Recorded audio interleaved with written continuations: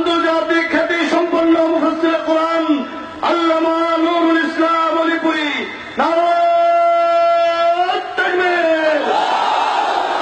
নারায়ে তাকবীর, আল্লামা অলিপুরি জিন্দাবাদ, জিন্দাবাদ, অলিপুরি এগিয়ে চলো,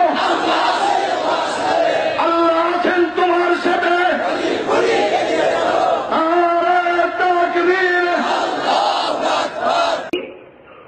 কুরআন, হাদিস, ইজমা, কিয়াস পেলাম কোথায়?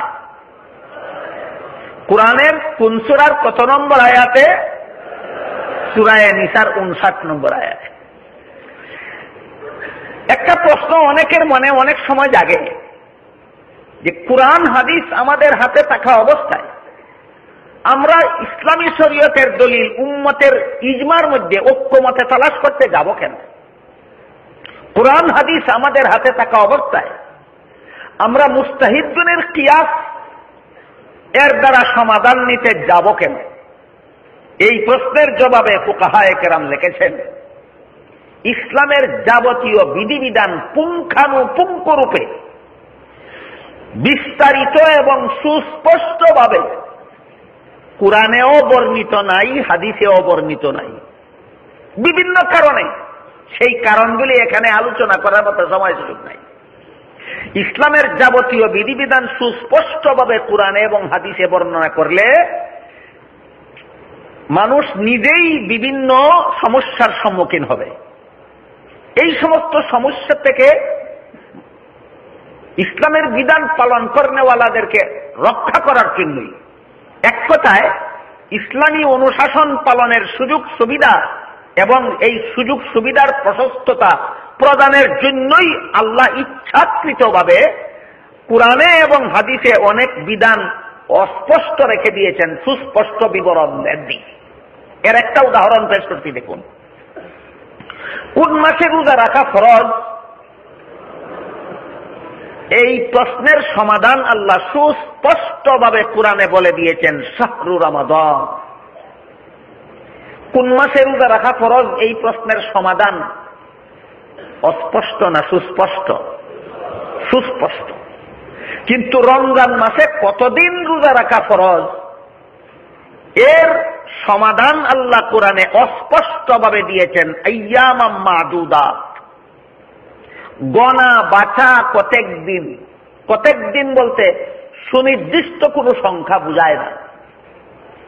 আল্লাহ 29 দিনও বলেননি, 30 দিনও বলেননি, কতক দিন বলেছেন। এটা কি সুস্পষ্ট সমাধান না অস্পষ্ট? অস্পষ্ট রাখলেন কেন?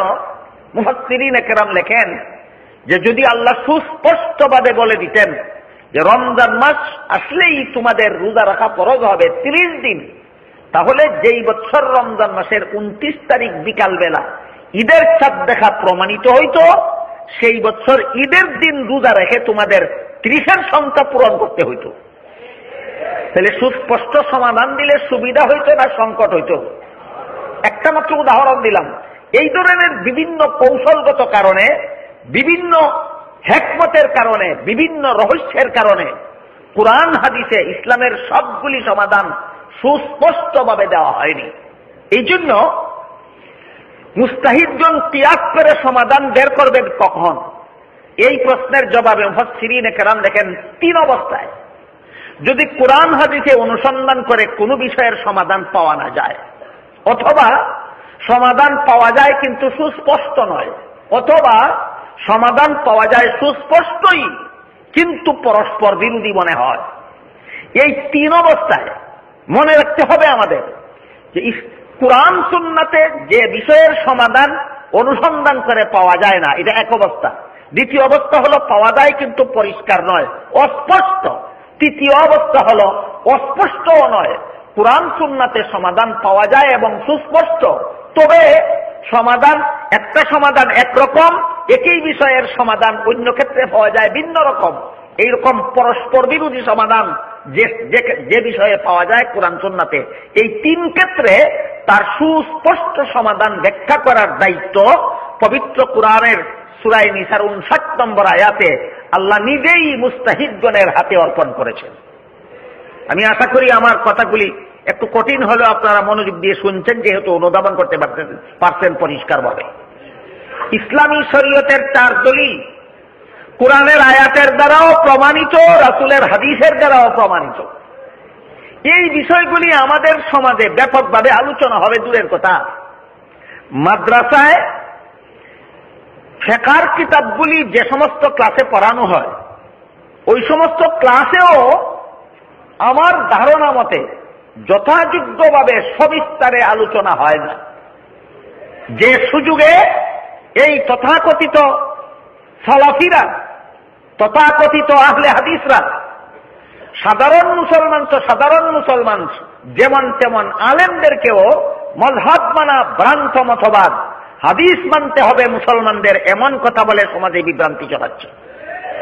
এজন্য আমার মনে হয় যে মাদ্রাসার যে সমস্ত ক্লাসে ছাত্রদেরকে ফিকহের কিতাব পড়ানো হয়, সেখানেও এই সমস্ত বিষয়ে তাদেরকে পরিপূর্ণ দক্ষতা অর্জন করার মতো ব্যবস্থা গ্রহণ করতে হবে এবং সর্বস্তরের মুসলমানদেরকে এই সমস্ত সালাফি নামদারি, এই সমস্ত আহলে হাদিস নামদারি দুঃখাবাদেরা হাদিস মানার দুহাই দিয়া যেন মযহাব মানার বিরুদ্ধাচরণকারী তৈরি করতে না পারে, সেই ব্যাপারে সর্বস্তরের মুসলমানদেরকে সচেতন করার জন্য কার্যকরী পদক্ষেপ গ্রহণ করতে হবে।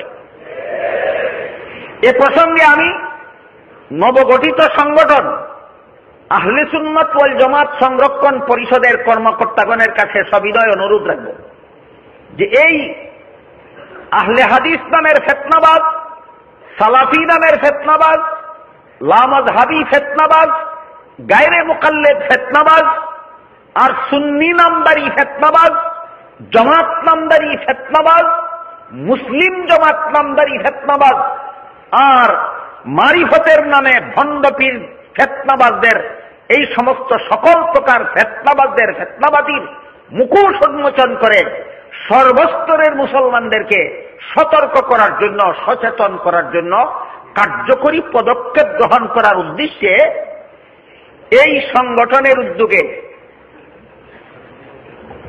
পাঠাগার প্রতিষ্ঠা করা দরকার,